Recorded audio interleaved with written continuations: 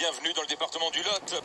Le Lot avec 2 sous-préfectures, Figeac et Gourdon, et bien sûr une préfecture qui est Cahors. Oui, départ à 13h05 pour le premier coureur. Alors c'est un contre-la-montre entre... non, je suis pas à la bonne page. Entre la Capelle-Marival et Rocamadour.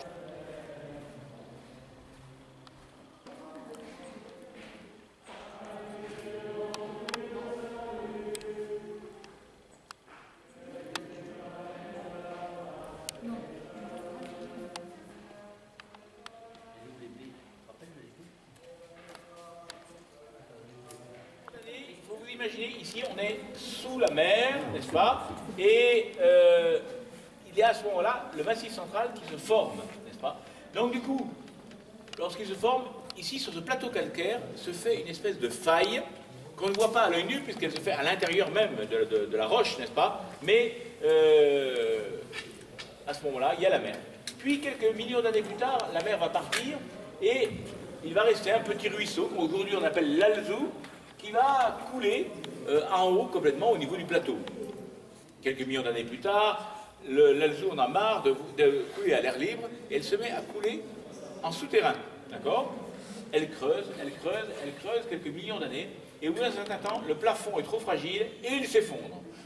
L'eau coule à nouveau à l'air libre pendant quelques millions d'années, puis l'eau en a marre et elle repasse dessous, ainsi de suite, millions d'années après millions d'années. C'est comme cela que s'est formée cette espèce de gorge qui suit la faille géologique qui a été faite il y a 300 millions d'années et en même temps qui fait que lorsque vous regardez la falaise d'en face, parce qu'ici on ne le voit pas trop, mais sur la falaise d'en face on le voit bien, la falaise est construite en même temps de cassures et de parties lisses, puis de cassures, puis de parties lisses. C'est cette succession d'effondrements. D'accord?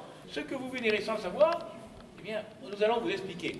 Alors, est-ce qu'il y avait une déesse de la fécondité, une femme avec un enfant? On n'en sait absolument rien. Ce qu'il y a de sûr, c'est que la première statue que nous avons, la plus ancienne, elle date du 5e siècle, d'accord? Et elle est déjà dans l'état que nous, dans le même état que celle que nous avons aujourd'hui, c'est-à-dire, elle est noire, elle est assise, et elle a son fils sur son genou gauche. C'est exactement la même, à part qu'elle est de plus petite taille. On l'a actuellement dans les réserves du musée. Saint-Michel en particulier, d'accord?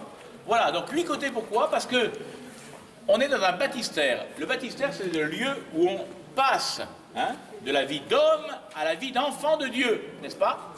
Alors, les 7 côtés nous rappellent en particulier le premier livre de la Bible qu'on appelle la Genèse, et en particulier ce premier récit de la Genèse où on nous raconte l'histoire de la création de manière imagée, en 7 jours. Vous vous rappelez, le premier jour, Dieu crée la lumière, puis il crée les astres, puis il crée les plantes, puis les animaux, etc. Et le 6e jour, son chef-d'œuvre, c'est l'homme et la femme. D'accord? Ce récit, il a été écrit, vous le savez sûrement, 600 ans avant Jésus-Christ, n'est-ce pas? À un moment où le peuple, ce que dit Dieu à chaque fois qu'il a fini la journée, c'est qu'il dit « cela était bon ».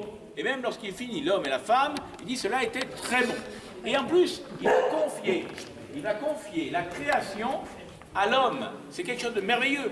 Il fait confiance à l'homme et à la femme, il leur dit « tout cela, soumettez-le, faites que ça puisse produire du bon fruit ». Vous voyez, c'était l'écologie. Il faut passer au 2e récit de création. Le premier, c'est les 7 jours. Le 2e, vous le connaissez par cœur, c'est Adam et Ève avec le serpent, le fruit, tout ça, vous connaissez, n'est-ce pas? Voilà que Dieu avait mis dans le jardin 2 arbres. C'est très important parce qu'on les retrouvera, cela, plusieurs fois. Il y avait l'arbre de la connaissance du bien et du mal et l'arbre de la vie. Dieu dit à Adam, tu ne mangeras pas du fruit de l'arbre de la connaissance du bien et du mal, sinon tu mourras. Alors, Dieu ne va pas s'arrêter là, puisque le bon Dieu, lui, il a aussi qu'un désir, c'est que l'homme puisse vivre avec lui. Et alors là, ça va être toute l'histoire de la Bible. Je ne vous la raconte pas, sinon on y est encore dans quelques jours, n'est-ce pas? Mais c'est une histoire passionnante, parce que c'est le rôle de la croix, et qui est très très important, justement, on le verra tout à l'heure dans la basilique, pour cette réconciliation. Et la foi, où ils en sont? Et là, la foi, c'est tout cela qu'ici,